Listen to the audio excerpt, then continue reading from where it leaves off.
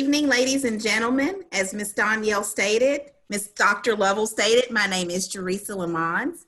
I am one of the co-organizers of RISE, which is a 7-week series that explores racial inequities through our systems in today's world and brings it down to the local level. We are so pleased to have 3 esteemed panelists with us tonight for our topic, Women of Color and Running for Politics.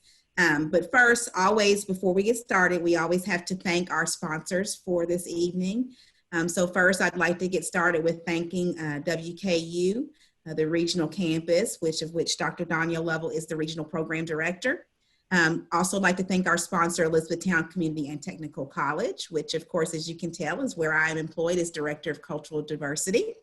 And then also not with us tonight is Councilwoman Tanya Seabrooks, who is also with Limestone Bank, which is also one of our sponsors for tonight. So we definitely want to pay homage to our sponsors. Also would like to make note that you have an opportunity to purchase t-shirts through Totally Used Tees. Portions of the proceeds from those t-shirts will go towards the ECTC's, Elizabethtown Community and Technical College's Equity Through Education Scholarship, which will help at least 3 to 4 minority students attend post-secondary education at our institution. So we will post all of this in the Zoom link. Another thing I'd like to get started with is I always like to go through rules of engagement, because we want this to be a great, honest, candid dialogue where people are in a safe spot to feel and share. So let me cover those now. We ask that both the panelists and the audience listen deeply, challenge myself, accept each other's reality, allow others a chance to learn what I may already know, own my statements, use I and not they and those people, do not generalize, do no harm, be aware of judging myself and others too harshly or unfairly, ask compassionate questions, and evaluate my motives for participation. So without further ado, because I have this feeling that we are going to have an awesome panel and I'm not going to take up any more time with rules and things of engagement. So I would like to get started with introducing our panelists. I would like to begin with introducing Representative Attica Scott, and I'm going to read a portion of her bio. State Representative Attica Scott serves Kentucky House District 41, where she is on the Education, Elections, Constitutional Amendments, and Intergovernmental Affairs, and Veterans, Military Affairs, and Public Protection Committees. She served as an English immersion teacher in Tanning County, Fujian Province, China, 2015. Was an adjunct faculty member at Jefferson Community and Technical College, my sister college, and an adjunct faculty member at Bellarmine University. In 2010, Representative Scott graduated from the first class of Emerge Kentucky, which prepares Democratic women to run for office, and was recognized as a connector by Leadership Louisville and as a civic nonprofit community leader. She was awarded the 2011 National Women of Vision Award by the Miss Foundation for Women. Representative Scott was a 2013 member of the Bingham Fellows of Leadership Louisville and was a featured Daughter of Greatness at the Muhammad Ali Center. In 2014, she helped to pass pivotal legislation on Louisville Metro Council, including a Ban the Box Ordinance and the Historic Minimum Wage Ordinance, as well as a resolution to restore voting rights to Kentuckians who have served their debt to society. In 2015, she was named a West Louisville Connector by the Leadership Louisville Center.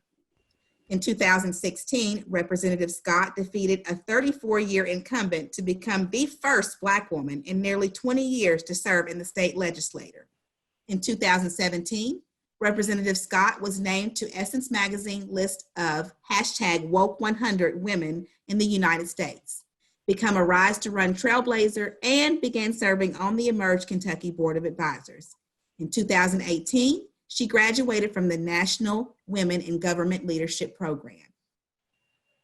Representative Scott provided leadership to a number of nonprofit board of directors, including Building Hope Kentucky, Women's Network Commonwealth Institute for Policy Issues and Civic Engagement Board of Fellows, La Casita Center, Highlander Center for Research and Education, We Shall Overcome, Fund Advisory Board, New Directions. the list is going to go on. I'm going to end with what I would feel like is her philosophy. She is a certified anti-racism trainer through Crossroads Ministry and the Commission on Religion in Appalachia. Her proudest accomplishment is being a mom to Advocate and Ashante. You can also follow her on Instagram and Twitter at Attica Scott 4KY. So please help me welcome Representative Attica Scott. Next, I would like to read the bio of Representative-elect Colonel Pamela Stevens. She was born and raised in Louisville, Kentucky. I am committed to thriving families, empowering women and the elderly, and serving veterans. My effectiveness as a servant leader is based on watching my parents, Kenneth and Dorothy Stevenson, love people from all cultures and traditions. I am the oldest child of Dorothy and Deacon Kenneth Stevenson, chairman of the Deacon Board, Oak Grove Baptist Church, and current owners of the Stevenson Cleaning Service. They demonstrated for me what it is to rely on God, being unstoppable, and building a strong foundation for family. She served 27 years as an officer, commander, and attorney, and as an attorney, she provided legal services to military members and programming to equip and empower military families and their members. As a senior officer, she successfully led complex administrative divisions, provided global leadership for attorneys, paralegals, and staff, and gained an international perspective from living or working in 11 countries. Wow. I held the position of commander, flying squadron adjunct, defense attorney, chief prosecutor, law teacher, appellate court commissioner, staff judge advocate, deployed legal advisor, and JAG Corps technical chief. She has chosen to be a catalyst for social change so that the world works for all people.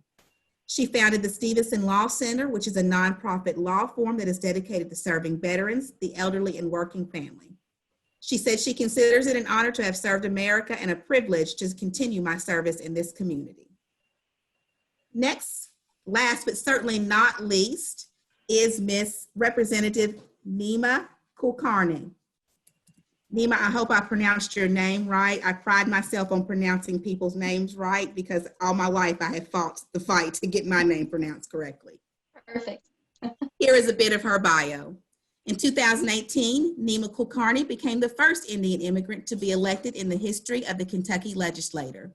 She has also managed her own immigration law practice since 2010, helping others achieve the American dream. Nima serves on the House Standing Committees on Judiciary, Economic Development, and Licensing and Occupations. She is also a proud member of the Black Legislative Caucus and the House Women's Caucus. In 2019, Nima was asked to serve as the only Democratic legislator on the Public Assistance Reform Task Force. She was the first legislator from Kentucky to be invited to join the 2019 Asian American Leadership Delegation Program to Japan, one of just 6 legislators asked to participate from across the country. She was also honored to be the first woman from Kentucky named as a New Deal leader, a national group of rising state and local elected leaders who are pro-growth progressives. She is currently working with colleagues on both sides of the aisle to craft comprehensive police reform legislation for Kentucky and is trying to work to achieve greater transparency, accountability, and trust between the community and the law enforcement in the wake of Breonna Taylor's death. So we have it. It is so hard to read bios of such accomplished women because there's so many things that I want to say and that I feel like I don't need to leave out. So I hope that I did your bios justice, but I will allow your success to speak for yourself now because I'm going to give the floor over to Dr. Donielle Lovall, who will be our moderator for this evening. Let me just tell you, we are so excited to have this panel this evening. And as I was getting ready, I was about to change my t-shirt. And I thought, I can't do this panel tonight with a t-shirt. But then I looked down at what it said, and it says, be brave. And if we're going to talk about women in leadership, and if we're going to talk about women of color running for office, then I need to wear my Be Brave t-shirt. And this is also here in Hardin County, it's the Shattered Glass STEM initiative for girls in STEM fields. So you know what? I've got to represent our girls in STEM fields, and then also this idea that we've got to be brave and we've got to get out there and run for office. So I started my interest in leadership years ago at an academic level. That is actually what I studied and We've when lost I did Donielle. my PhD. And also, so I did my dissertation on this intersection of race, class, and gender and women running for office. And this was done in the Mississippi Delta, where I got to speak to many of the women that were the firsts in their community, whether it was the first African-American woman, whether it was the first white woman.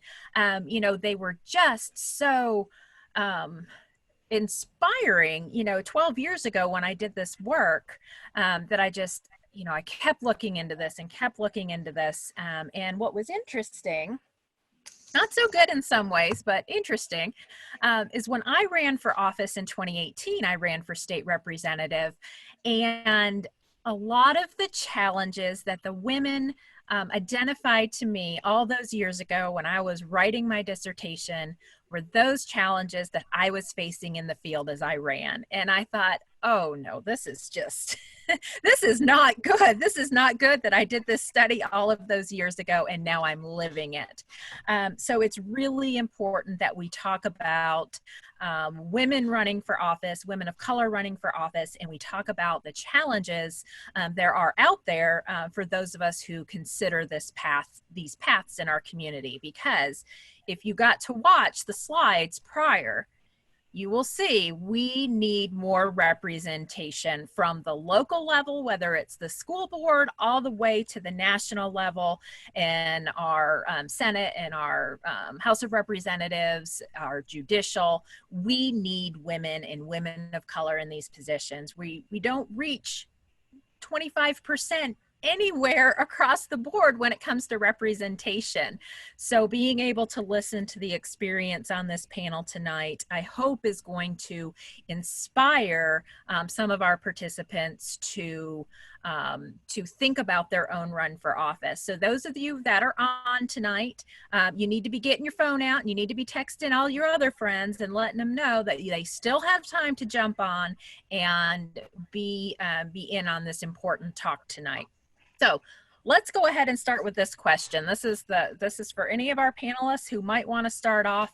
And I just want to ask you just to take us back a little bit. And what made you decide that you needed to be at the table in Frankfort? What was that pivotal moment for you that said, enough is enough, I've got to stand up, be brave, and do this? Maybe we should start with Attica, since she was the first one in 20 years to get there. Okay, well, you can gladly start and say that Frankfurt was not something that had been on my mind as an opportunity for me to serve. The person that I had defeated had been in office for 34 years, so I never looked at that as a chance for me. I was a grassroots lobbyist in Frankfurt for restoration of voting rights, raising the minimum wage, statewide fairness, lots of other issues. And that's as far as I got in my thinking of what the People's House could be for me. And then I was fortunate to have a woman legislator, State Representative Mary Lou Marzian, who said to me for a year, we need you in Frankfurt. You have a broad vision. We need you in Frankfurt. You're going to run for this seat. So she didn't ask me, she told me. And so if anybody knows Representative Marzian, you know that she's not someone you say no to. You kind of duck and dodge her and avoid her as best you can, but you don't tell her no. And so I started talking to family members and friends, and they started to affirm what she said, that they need me in Frankfurt, that they need the face and voice of a Black woman serving in our state capitol, bringing up the issues that are truly important to us. To have someone deeply rooted in community matters to folks. And so I decided to go ahead and make that run for office, got my family and my friends' support. And I'm so glad that I did step out there and be brave, as you said, and bold, and went ahead and went for it, even though there hadn't been a Black woman serving in nearly 20 years. I knew that if I didn't run, then who knows when we'd end up having a Black woman serving. So that was my catalyst, having another woman who saw something in me and encouraged me to run. Oh, I love that. I love that. Representative Kulkarni, what about you?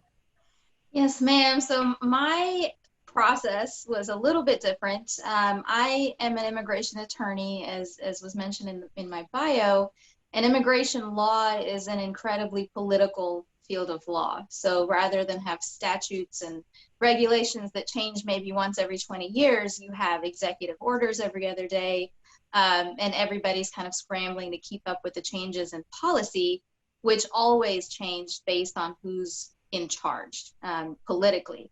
So I was always aware and interested in policy work, just on a federal level because of my work as an immigration attorney. And then we had the 2016 election. And so I sort of took a look around in my practice and what was happening in terms of immigration policy.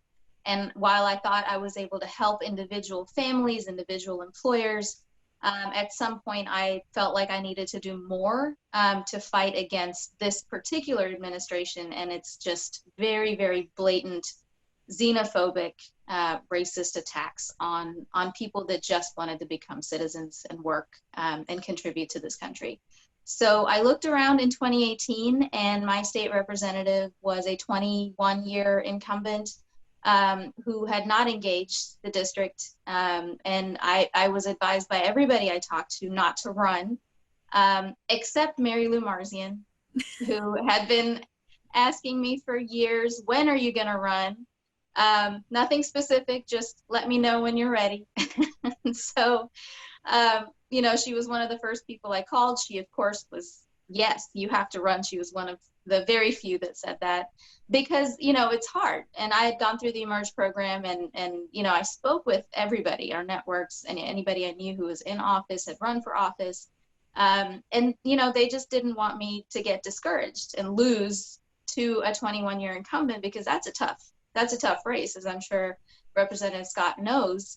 But really, it was the encouragement of women that I respected, who ultimately encouraged me to run. And so I did, and I got my family and friends involved, and we won. And we won because the district was ready for change. There's not a lot of immigrants in my district, but people didn't care. You know, I was able to win because I knocked on a lot of doors. I ran through 2 pairs of sneakers, and you know, got a lot of writing cramps, writing notes at doors. But that's how you win. That's how you win races, is just being able to talk to people face to face, and them recognizing that you care about what they have to say, what their day-to-day worries are, and that you'll at least try. You may not succeed, but you're gonna try to help them. And so that's why I ran for office, is because I felt that there needed to be a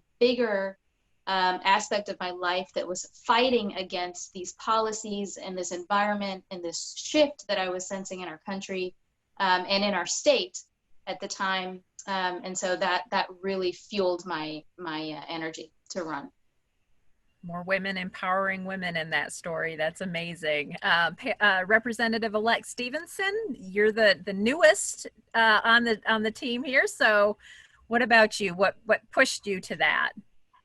One of the things I noticed when I was a young girl was that men were telling women that cramps were a figment of their imagination. And I couldn't understand that as a young girl. Like, I see these women bent over in pain every month, and we were told it was a figment of our imagination. And then the second thing I noticed is that, particularly in my community, women were running the churches, they were running the businesses, but they were not getting the credit for it. They were giving it over to other people, mostly men.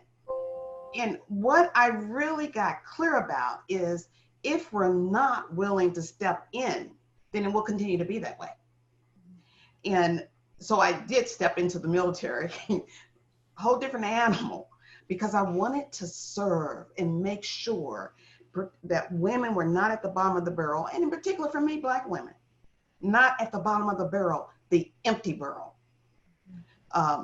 So when this opportunity came up, this is my second time running. The first time when I ran, I was told that it would be a good thing to do because I wanted to have a bigger impact for people that wouldn't speak for themselves.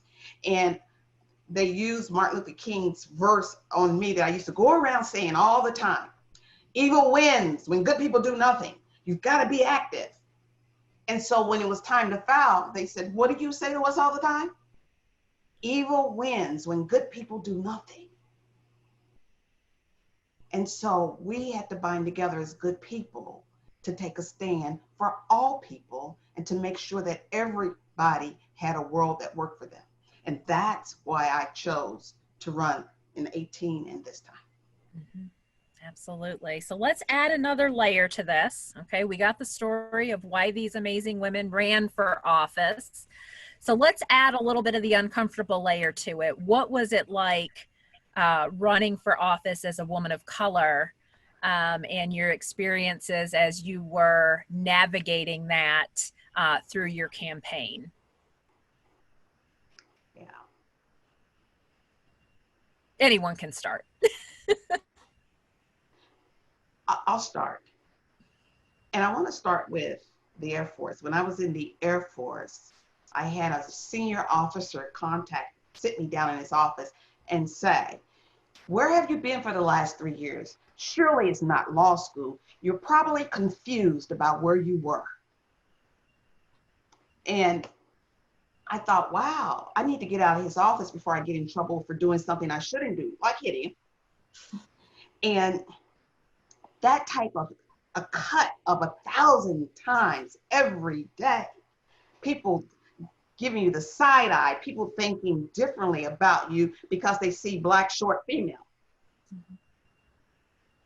And having to stand on what you believe, no matter what they say. Mm-hmm. And still be generous and direct. And so on the campaign trail, the worst thing that happened was people who disregarded me because I was a female. And people who said, politics are negative. They can be negative, they're not always. But people who didn't know me, who based their opinion on my sex. Mm-hmm. She's a female, she's not that. She's a Black woman, she's not that. Mm-hmm. And the only thing I could show them was in 2018 in particular, when I did not have name recognition in the city of Louisville because I had been away, was this is how we do it. No, and the last thing I'll say is, and not stoop down to their level. I not tit for tat.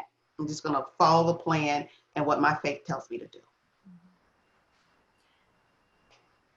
Who'd like to follow up on her?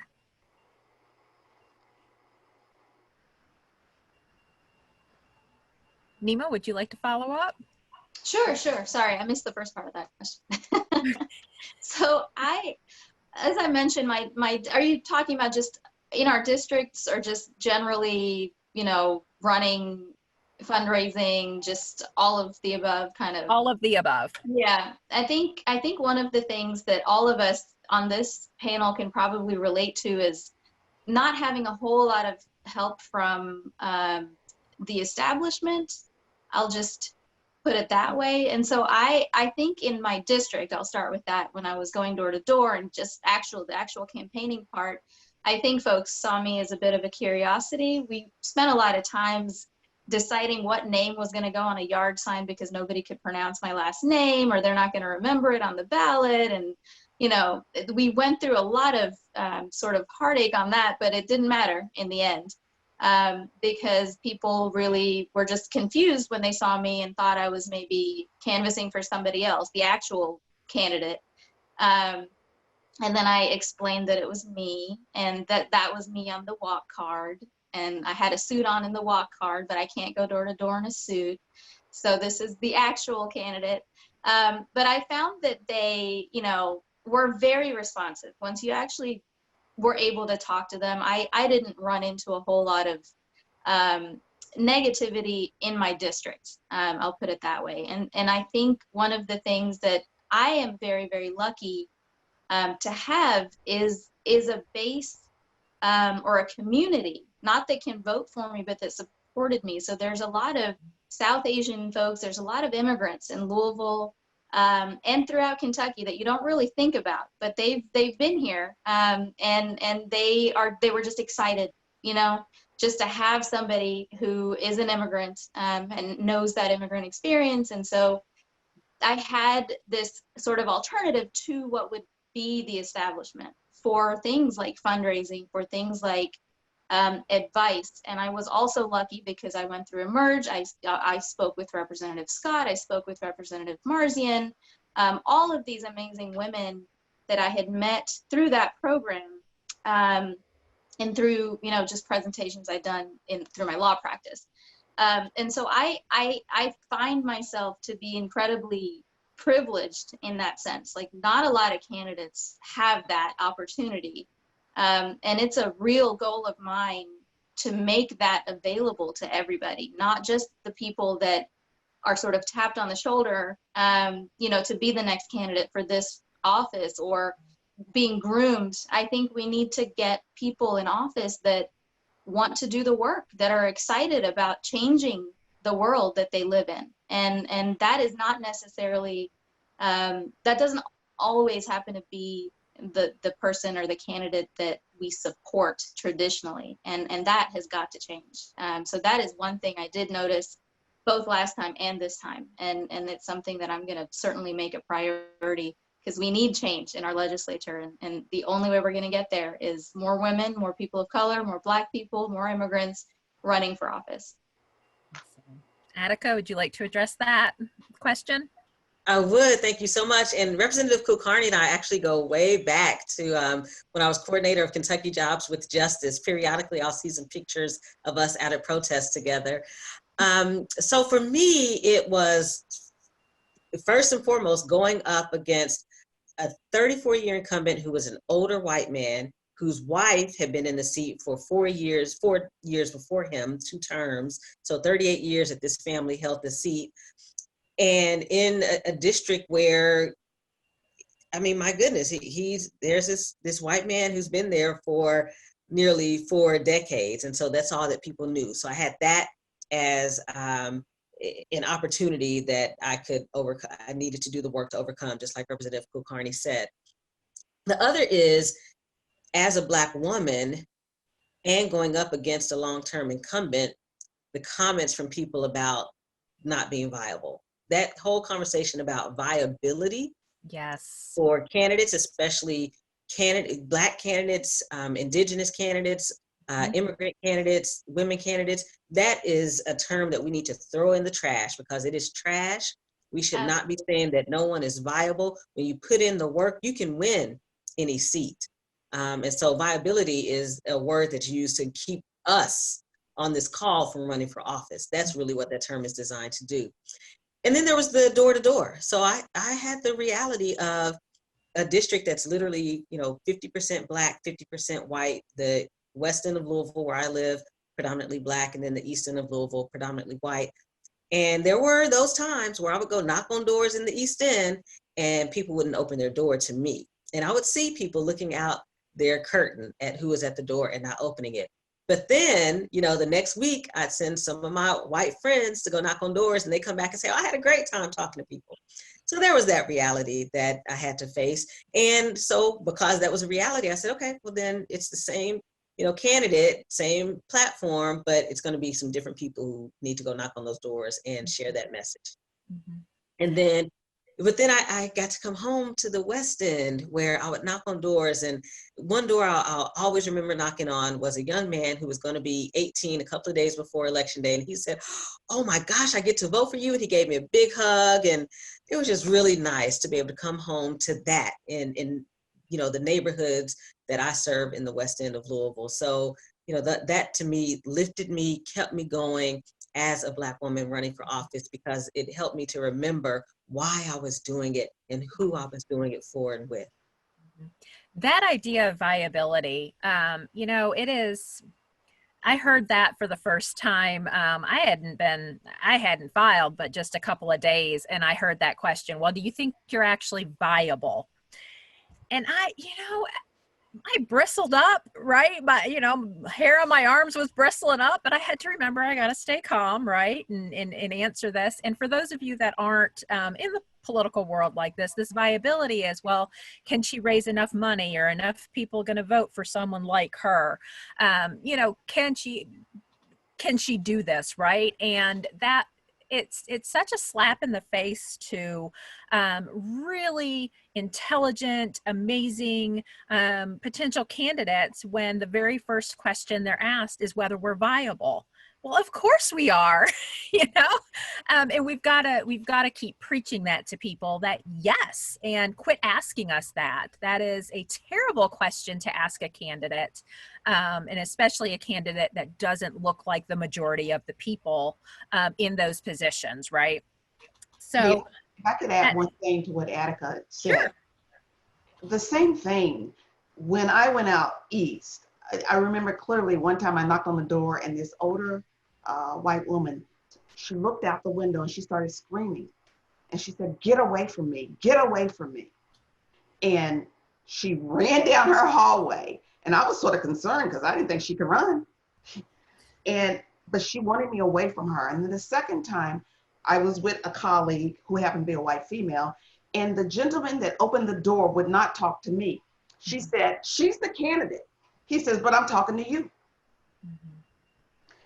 Here's the part that makes that difficult. I don't have time to lick my wounds. I've got a race to run. So I've got to find energy, dig down deep and go somewhere so I can go raise money. I can go knock doors. I can put that behind me to enjoy that moment that Attica had with the 18-year-old.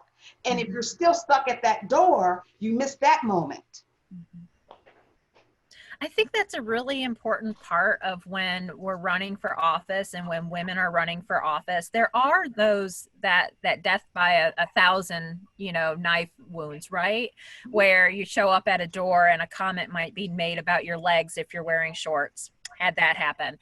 Comments about, my walk card and, how pretty I was, or this, that, or the other, and it's all of those things during the process that you go home at night and you think, why am I doing this? Right. Or you feel degraded and those sorts of things. And so when I had these experiences, and the people in my world have heard these experiences, when I encourage women to run for office, I get a variety of responses from them. I get, "I'm too busy," maybe when my children are older. "Do I know enough to run for office?" How do you respond to those kind of concerns among women? So, I can go. I didn't know anything. I I had done Emerge, but I did it like years before. So I wasn't doing Emerge while running, which I think a lot of women have done. And I had done it more of a kind of an academic exercise, to be perfectly honest, in case I wanted to run. I just wanted to know just do my groundwork and research on what does this even look like. But it did provide me that network. But I didn't know, when I filed to run, where to start. I was told I need to immediately raise money because I need to establish viability as a candidate. Because if I can't get a bunch of money, and I was told a number, $50,000, you need to immediately get off the phone with me and start calling people for money, which that was not the first thing I expected, but that's all goes to this idea of viability. And it's really just a very disappointing, sad thing. And we're doing it to ourselves. You've got these candidates that are willing and able.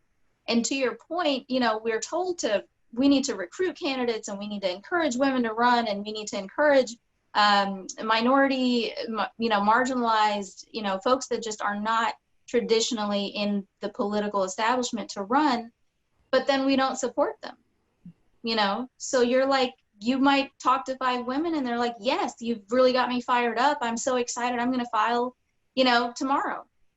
By the way, I filed in 2018 on the very last day.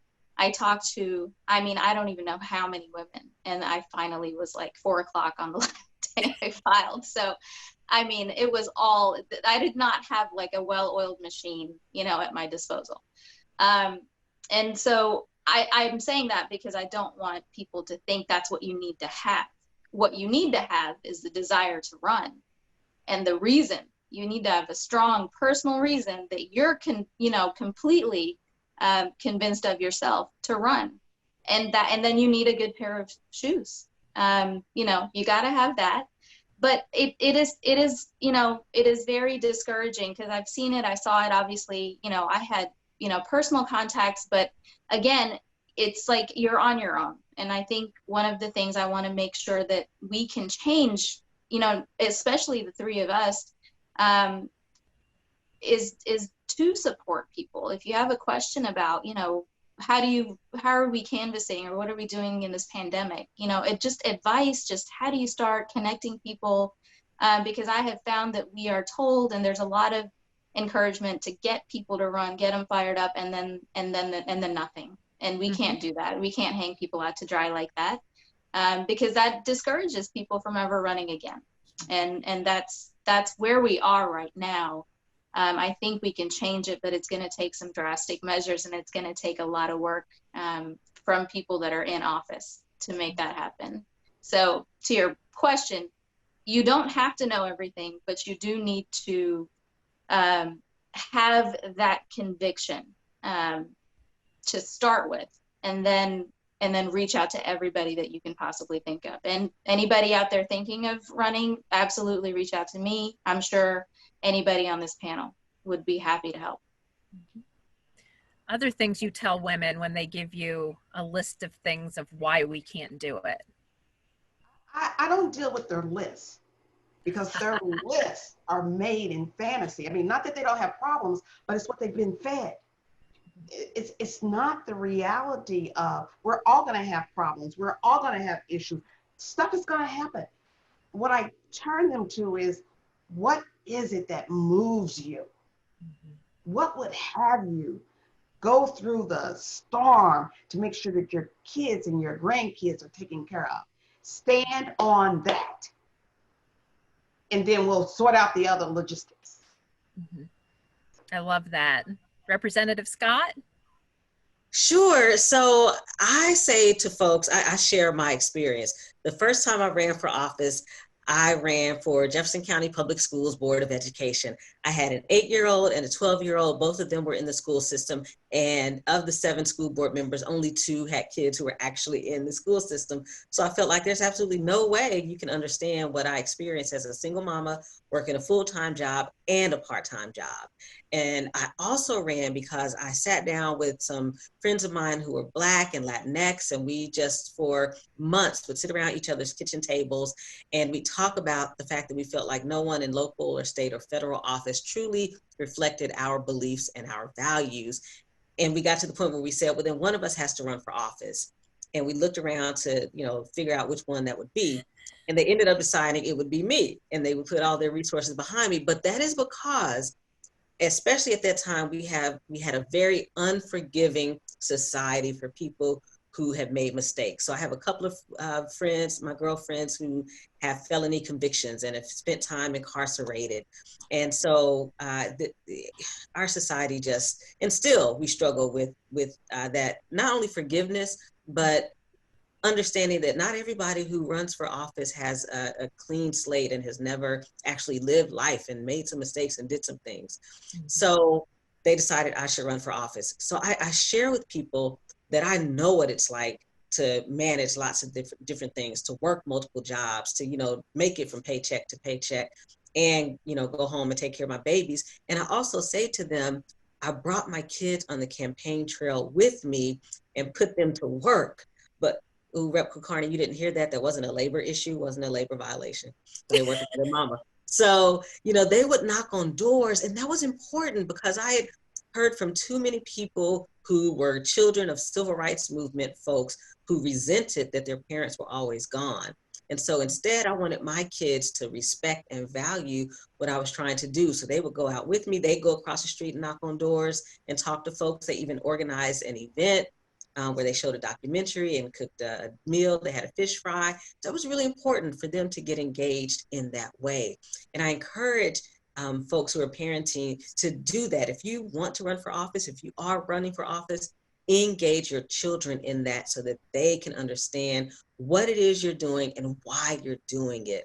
And then, you know, like Representative-elect Stevenson said, and do away with the excuses. We can find every reason not to run, but what are the reasons why you should run? What are the reasons why you should step out there and be brave and be bold and put your name on the ballot?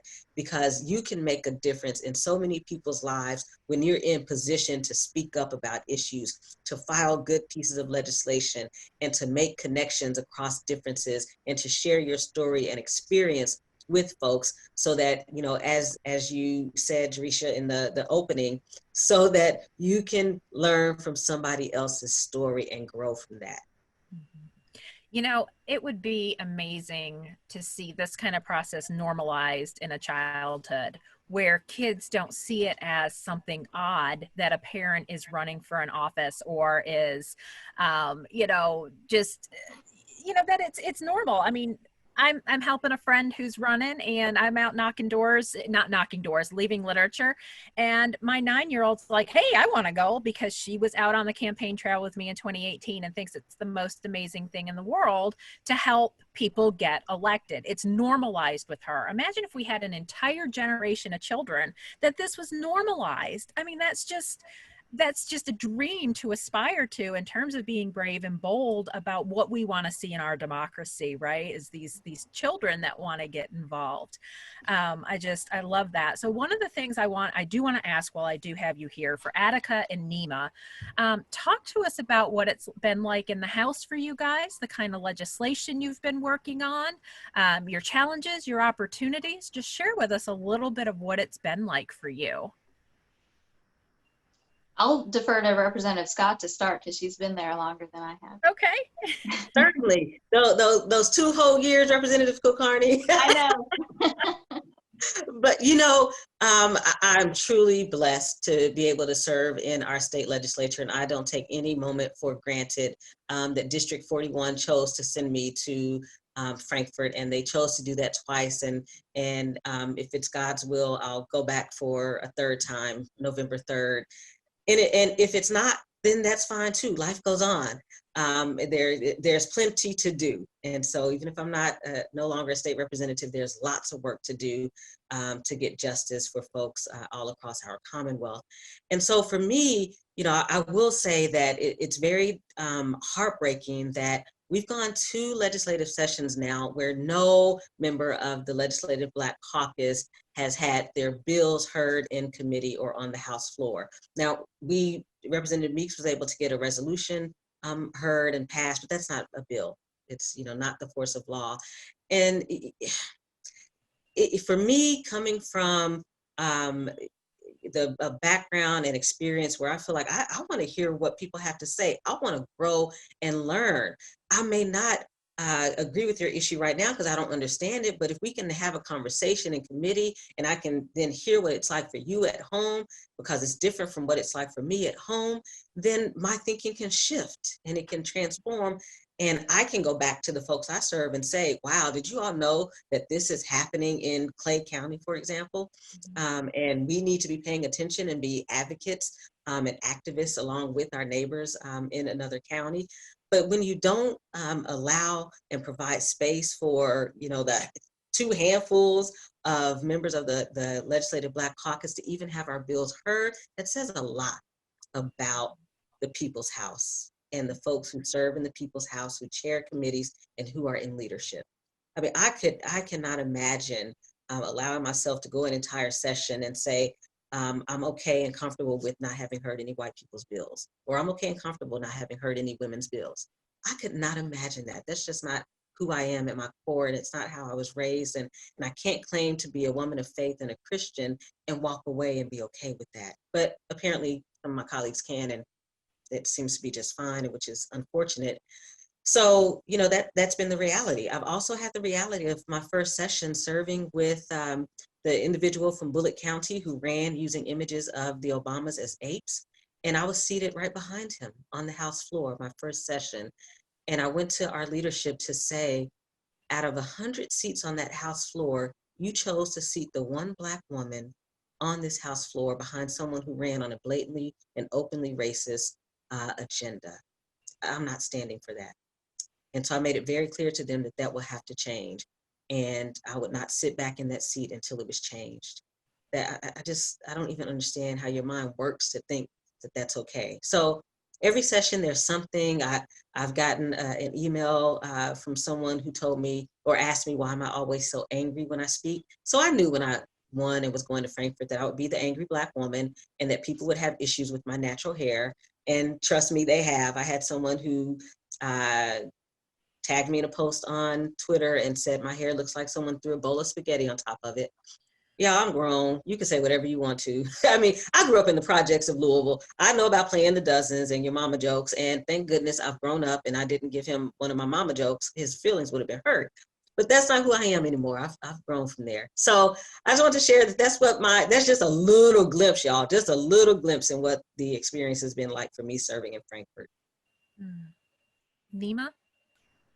Well, yes, and it's been tough. I will say that when I was sworn in, I mean, it must have been, I mean, it's a very, very, very, very divided legislature.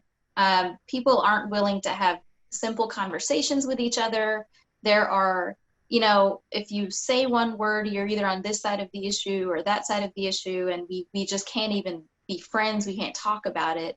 And that's when I first was sworn in. And I did not expect either that immigration would be so much at the forefront, anti-immigration, you know, feeling and rhetoric. And there was a resolution praising Trump's border wall and calling asylum seekers criminals. And, you know, that went unnoticed because there was a lot of clamor, and I, you know, spoke about it the next day because we couldn't object to it. It was supposed to be a simple resolution. And I was like, is anybody else hearing this? I had my button pressed to speak, and, you know, you can't do that because it was supposed to be a simple resolution. This past session, I think, and I don't know, I come from a perspective of wanting always to work with the whoever is on the other side of the table. And maybe that's because I'm an attorney. I don't know if Colonel Stevenson has that same experience. Like, I try to see the other viewpoint always, because I know everyone's experience is different. I live in my world and I know, you know, my experience in my bubble, but I know everyone's experience is different. And so I always try, but sometimes you have these moments of just, just unacceptable behavior, especially when you're there and being paid to do the work of the people. These are not the issues and the discussions and the arguments and the level of rhetoric that the people of Kentucky want us to engage in. There are a lot of issues. You know, there are people who are going hungry. There are people who can't find jobs. They can't find transportation. There's a lot of issues, right? Women's rights, human rights. There's, you know, just on basic economic, Kentucky is, you know, lagging on pretty much any national list you can name, and has been for years.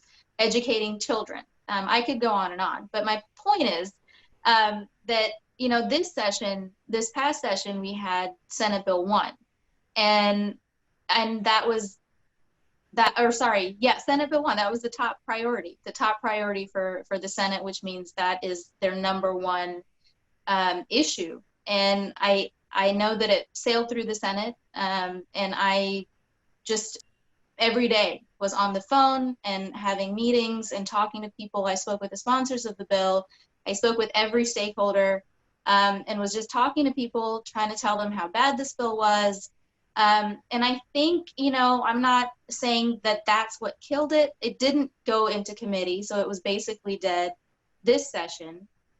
But the fact that it was introduced at all, and it was introduced as a top legislative priority, should tell us something at a time and in a year where there's so many other issues. And this was pre-COVID, but it was still on the table, you know, after COVID hit, and we were still like debating whether it's going to be heard in committee. And you know, I think the appetite for it was kind of lost because people started recognizing that this is not appropriate. Even if you are an immigration hardliner, like, this is not appropriate right now.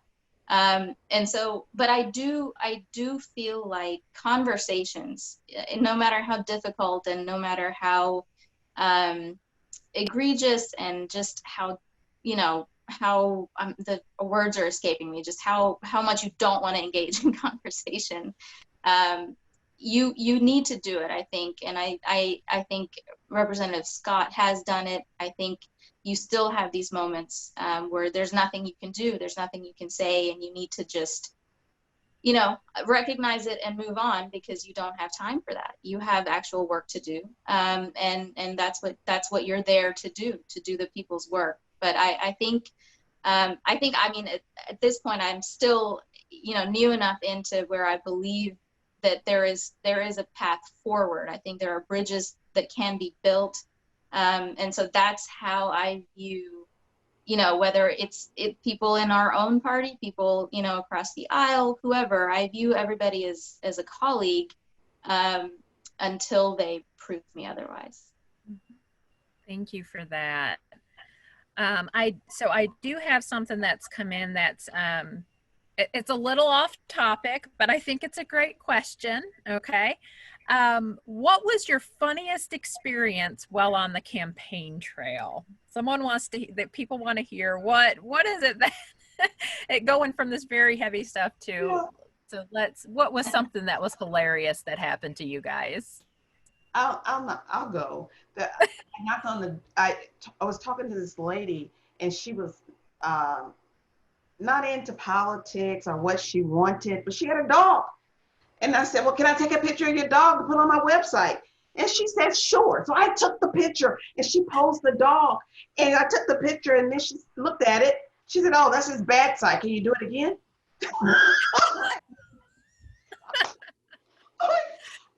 Sure.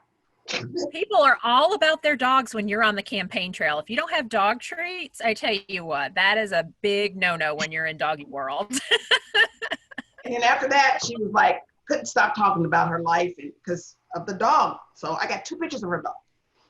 Awesome. What else? What else was something funny that has happened to y'all on the trail? So I can go. I think the Okay. funniest thing in the 2018 campaign, so my partner has a truck, like a big Ford F-150 truck, and he had just gotten it. And I immediately commandeered it and got it wrapped with my face and my name, vote NEMA, you know, May 22nd, the date, like immediately was wrapped with all of the stuff.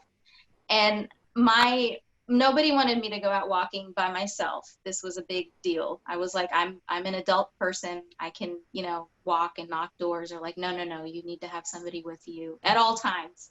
And so the funniest part of that campaign was my mother, who is 4'11", driving this giant white truck behind me, because she wouldn't even just park and let me walk a little bit. She would just be slowly following me as I went door to door. And because like the wheel is here and it's my mom, you know, steering this giant truck. That was scary and hilarious at the same time. I have many pictures of that.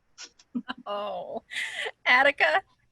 Well, my funniest actually is knocking on doors with Representative Kulkarni when she was running in 2018. And I'd knock on doors and talk to someone, and then I'd say, you know, the candidate's here, she's right there. And they'd go, oh, really? And then Nima would come jogging over to have a conversation with them. And I mean, it was funny because their response was like, oh, okay.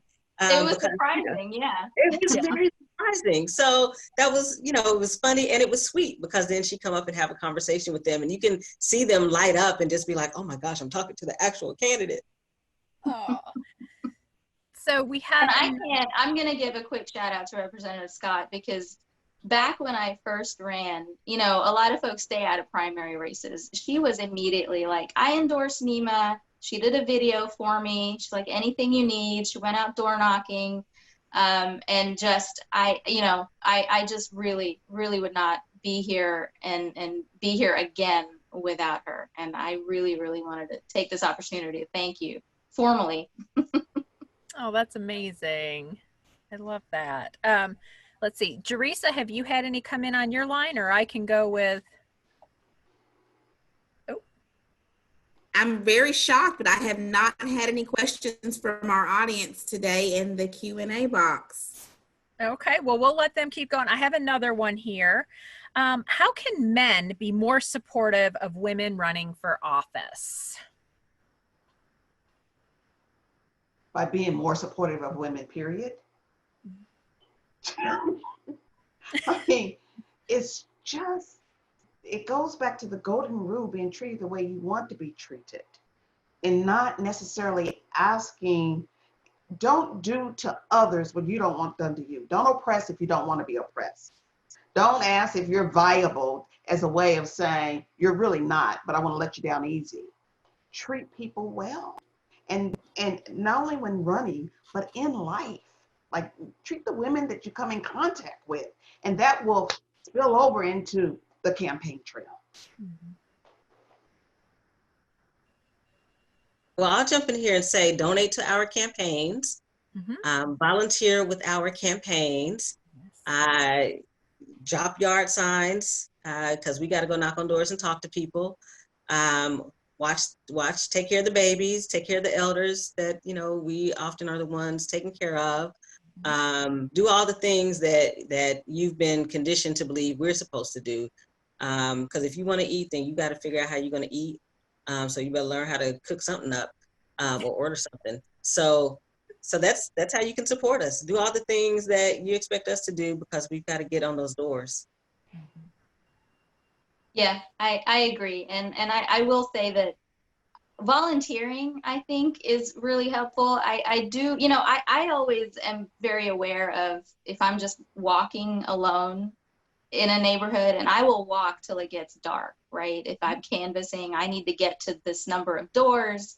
And just like I was saying, my family didn't want me walking alone, but if you're, you know, wanting to volunteer and help a woman who needs a volunteer just to walk, just for security. And I'm not saying that like women need that necessarily, that who can't take care of ourselves, but it's something to think about, because I just wonder how many women just look at that aspect of it and say, I can't possibly do that. Like, that's just not worth it to me because of, you know, any risk, like that kind of risk is not worth it to me.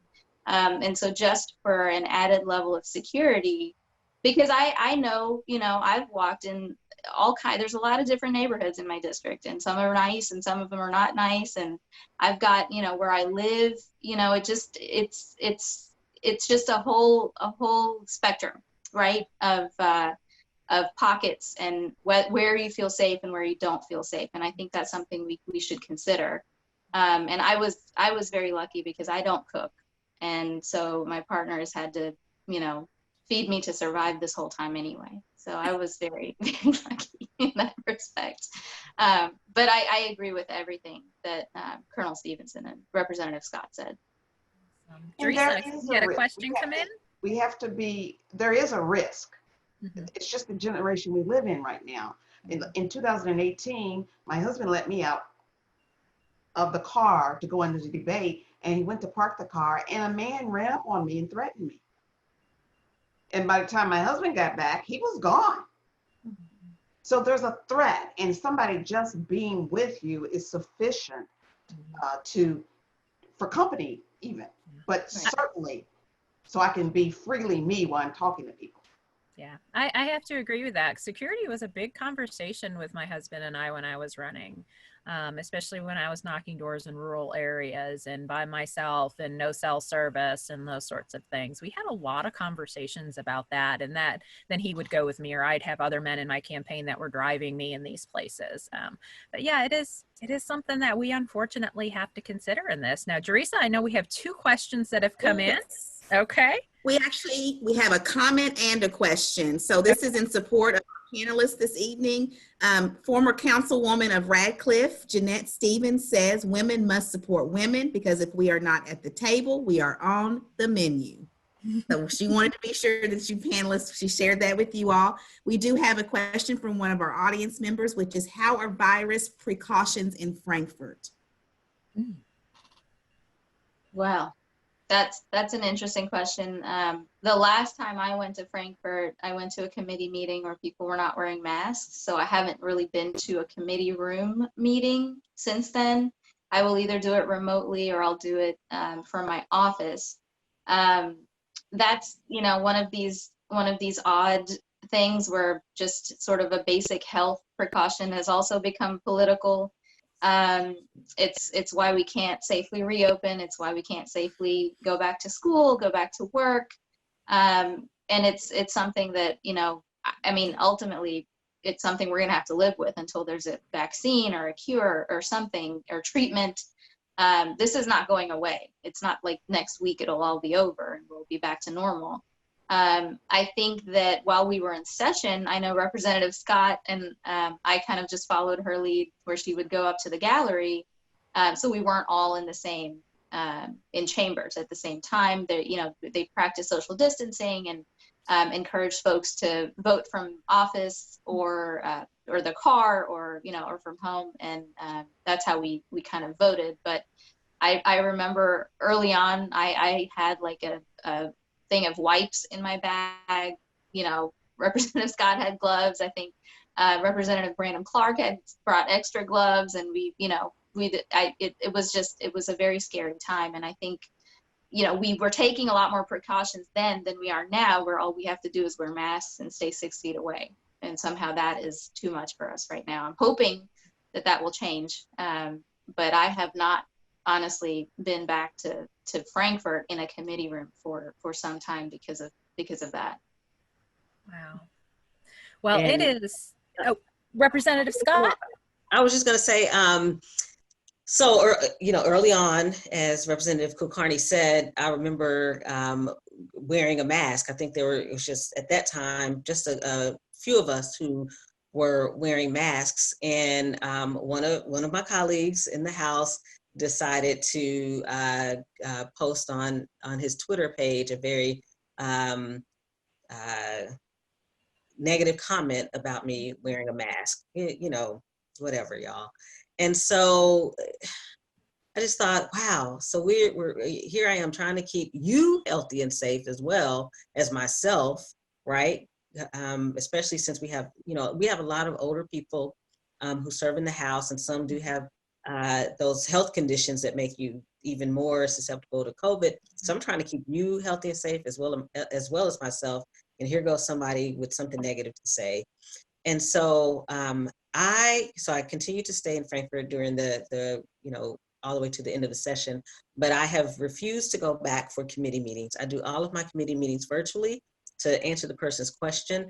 Part of what is being done now is that we can do committee meetings from our district home offices. So I do my calls from District 41 rather than go to Frankfurt, because my health and your health is far too important for me to risk it going into an environment where people either don't want to wear masks or take them off before they go into the committee room. So for the camera, it looks like you weren't wearing masks. I have no interest in that or time for that. So one of the precautions I take is that I do my calls from my district office. COVID has certainly changed all of our realities, from, how we govern to, running for office right now in the middle of a pandemic, and how do you do that? And I just have to say thank you, ladies, so much for taking your time tonight to be with us here in Hardin County and to share your experiences. We couldn't have asked for a more informative panel on this topic and all of your experience. And I know Jerisa and I were, I'm going to embarrass us a little bit here. You guys left during the tech check earlier today, and Jerisa and me were like, oh my goodness. We were just so excited about the level of knowledge and the experience you were going to bring to us tonight. And so we are very thankful for your time. To our folks that tuned in tonight, you have to be brave. We have to shatter some glass, right?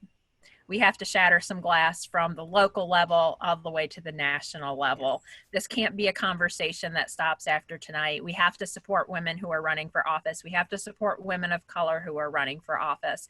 And we have to make sure that running for office is normalized amongst our children, so that way democracy is strong. I don't care what party you want to run for. I don't care if you want to make up a party and run. Get involved, to get in the game and do it. We have to have the voice at the table. Jerisa, one more thing? Yes, vote. Yes. Vote. Vote. Vote. If I can't say another thing, register to vote and vote, please. Yes. And don't forget to fill out your United States Census so they can count you. There we go. There's for Tanya. She always reminds us at the end of every session to fill out that census so that way we are counted and get the resources that we need. And so this actually closes our 6th week of our RISE series. We are here at 6 weeks. Next week is our closing session on how to be a better ally. And in this, we are going to ask everyone who attends to be thinking about, before you come back next week, what is it you're going to commit to bringing equity to our community? What is it that you're going to do? We've sat in 6 weeks of sessions now. We have learned all of the things that are going on in our community, all the different ways that we can bring equity into these different areas. And so now is the time for our participants to think about, what are you going to commit to? And so we're going to talk about that next week. You're going to have an opportunity to talk about what you're going to commit to or what you have already committed to. And we are just so excited about next week and our final session of this 7-week educational series. So again, thank you to our panelists. Thank you to ECTC, WKU, and Limestone Bank. And we will call it an evening. Thank you all. Thank you.